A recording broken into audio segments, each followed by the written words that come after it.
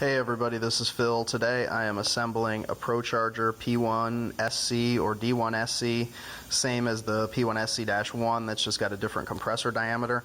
Today I'm going to talk about a couple of the tools you need and a couple pretty significant mistakes you could make if you didn't know what you were up to. There are a couple of seals in the unit. There's the low speed seal that's here. This seals the belt drive side of the blower. That's this, right, because this is upside down right now. And there is the high-speed seal, which is underneath here, which is where the compressor wheel is that goes to the compressor housing. When you assemble this, you need a few tools, and they're tools that Procharger is not going to sell you, and I'm sure they have something that looks very much like this in their factory. But first thing you need to be able to do is when you are expanding the high-speed seal, it's a hard material. I don't know if it's like a fluoroelastomer. I'm not sure what it's made of, but I made this tool that slips over the shaft on the other side that's already pressed into the compressor, to go over that shaft and expand that seal. You can't just ram it on to this shaft again on the other side, because this sharp lip that's on the opposite side that goes between the bearing race and the seal area would damage the seal. You need to be able to expand the seal with something like this. So if this were on the other side and you were to put the seal over it and press it on, it would expand the inners without cutting the lip. And if you cut the lip, you're going to get a leak. And then also, you kind of need a way to install this seal flat.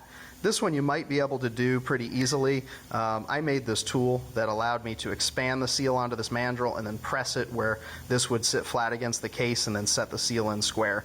The same thing is true about the high-speed seal, again, that's inside of here where you can't see because I've already put the compressor wheel on. You need something that kind of looks like this, which is probably a little bit more complicated than you might imagine. Here expands the seal, again doing the same function as this little brass piece here.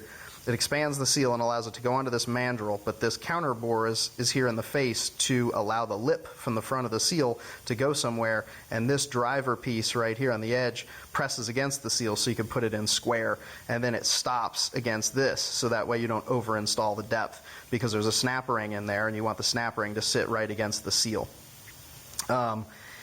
You could make something like this, and that would probably be how they do it, and then I used an arbor press, like this is a Dake 1.5, to be able to press all these components together. But what I wanted to make the video for is your blower's not going to look like this. These are aftermarket bearings, the gears have been modified and stuff like that, but it'll look very similar.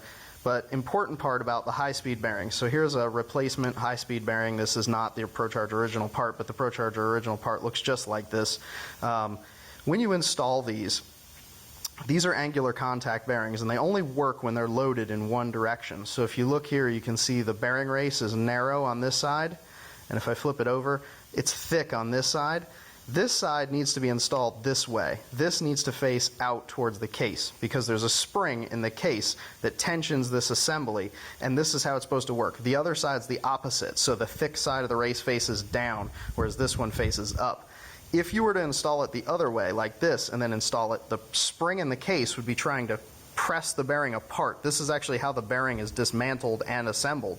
So if you put pressure on this outer race and push it down, you could take this bearing apart, pop the balls out, and it would fall apart. So if you want this to work without blowing up, you need it to be installed this way, with the race, the thicker part of the race, facing the case.